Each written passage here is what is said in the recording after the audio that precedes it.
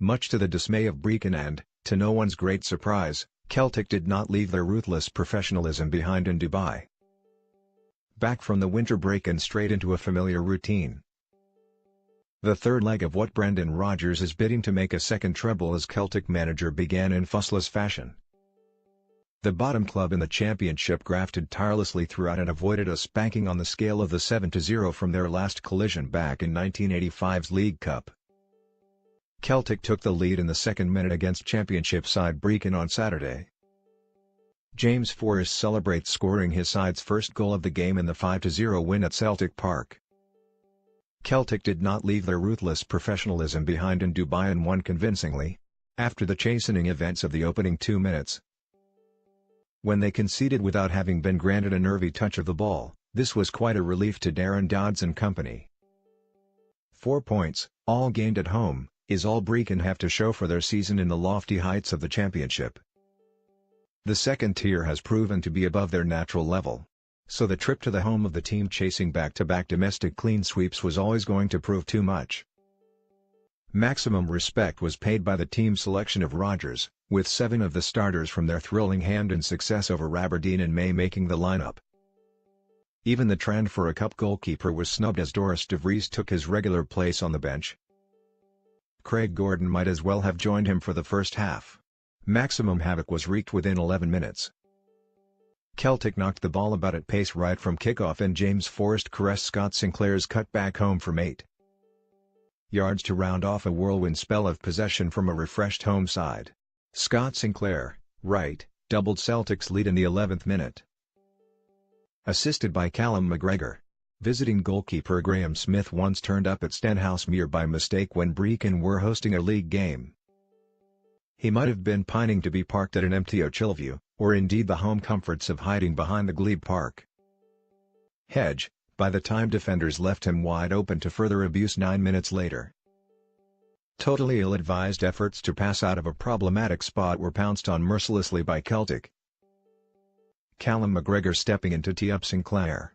Last season's Player of the Year couldn't have wished for an easier opportunity to start the second half of the season in style. Olivier Ntcham, second right, scores his side's third goal of the Scottish Cup match.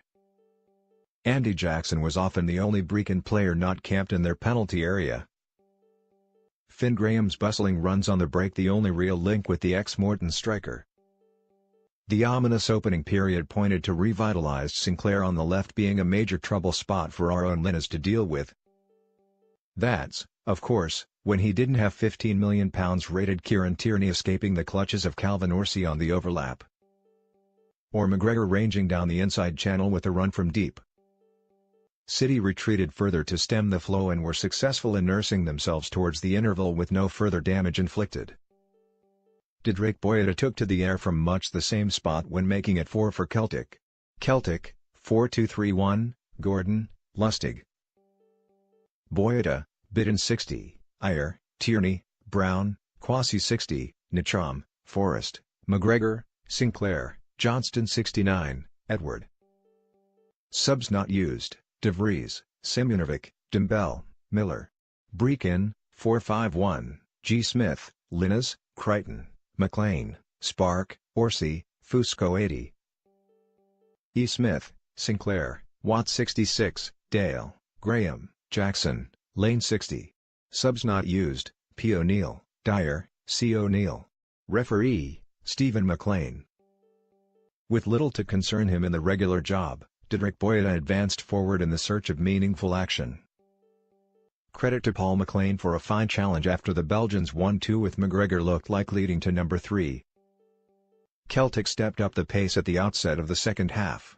4 minutes after the restart, Olivier Ntcham leapt above Linnes to direct a delightful Mikael Lustig delivery powerfully down and over the line for his 7th goal of a maiden campaign in Scotland.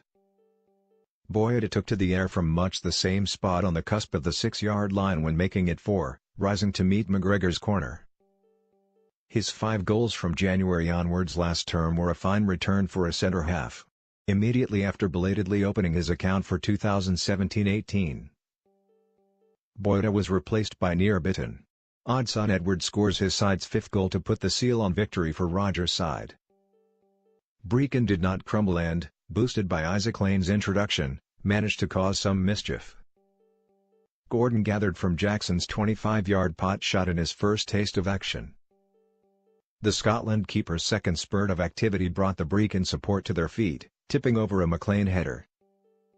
And from that corner, Lane and Sean Crichton got in each other's way when a back post ball presented the chance of the tie to the visitors. Lane was an upgrade for Brechin on the break and he got an unsettled Christopher Eyre turning.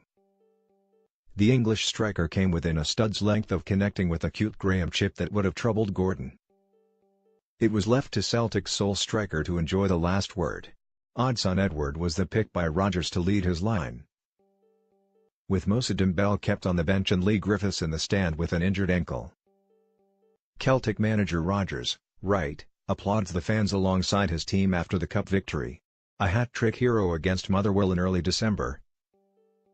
The on-loan PSG prospect test frustrations were summed up by clipping the top of the crossbar with 5 minutes remaining. Edouard did manage to put the seal on victory, however, collecting with his back to goal and swiveling to rifle low past Smith at his near post.